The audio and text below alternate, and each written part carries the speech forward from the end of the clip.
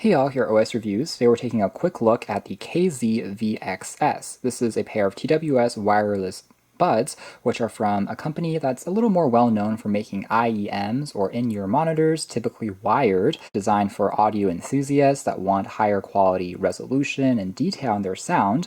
So this is really them branching out and making more of a wireless option that has perhaps slightly wider appeal. Now in terms of the design, it still has kind of a classic IEM shape. This thing here sells for about $55 a pop, so it's not too bad, considering that this company is more of kind of a hi-fi brand.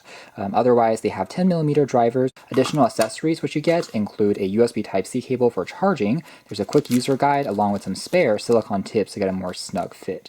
Now, one thing I will mention though is KZ have yet to release a companion app, so controls are pretty much limited to what you have directly on here. That is one thing that maybe they could possibly improve on in the future. In terms of some of the controls though, you do have the ability to play pause as well as trigger different modes for answering or rejecting phone calls, and also there is a quote-unquote high performance mode you can tap 3 times, which will trigger a low latency effect when you are playing games or watching videos. But one thing that you won't be able to do, unfortunately, is change the volume higher or lower directly on them. Now, it's also worth mentioning that these are really emphasizing the sound quality first and having a very clean design, as opposed to packing in the most features in the world. For instance, they don't really have active noise cancellation or hybrid ANC, something that we do see more and more of even in this $50 price range, but it is what it is. But it does adopt a pretty high quality chip from Qualcomm. It's a QC3040, which supports aptX codec, which will get you overall pretty good resolution sound compared to a standard Realtek chip,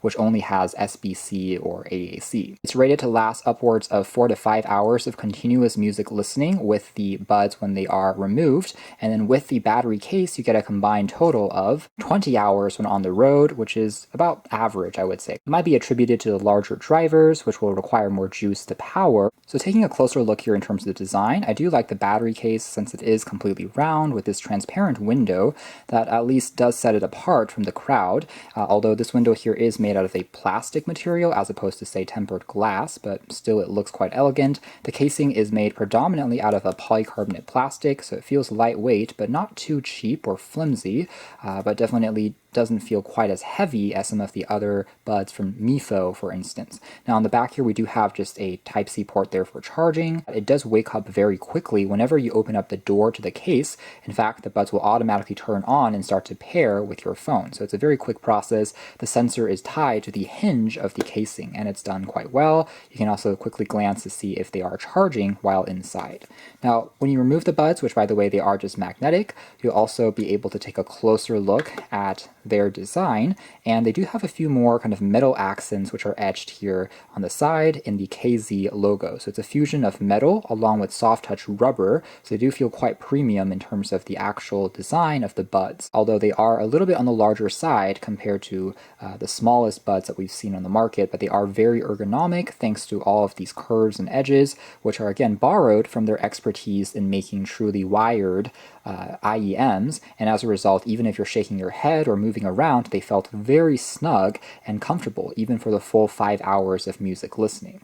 Now you can also tell here that I do have a metal mesh that is covering up the speaker there, which is also decorated in gold. Moving into audio quality and performance next, overall I would say that the KZ VXS don't disappoint in terms of sound quality, which is thankful since they don't really have too much extra features outside from that.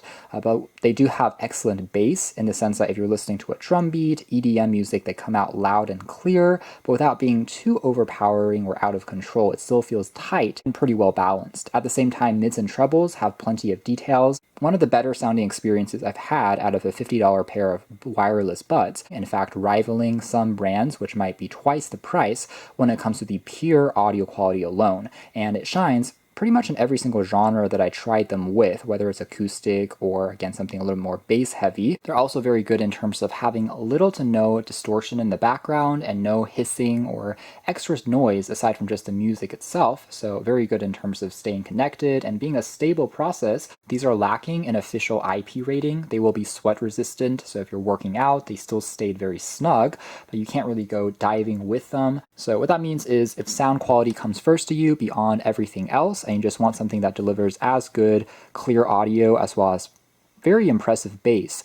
For something that doesn't really break the bank, then this is probably worth a closer look. But if you want something a little bit more well-rounded, you want more features like ANC, well, there's also other options that you can consider as well. But for now, that's been our video. Thanks for watching here at OS Reviews. Basically, one of their IEMs just made wireless. This has been the affordable KZ VXS.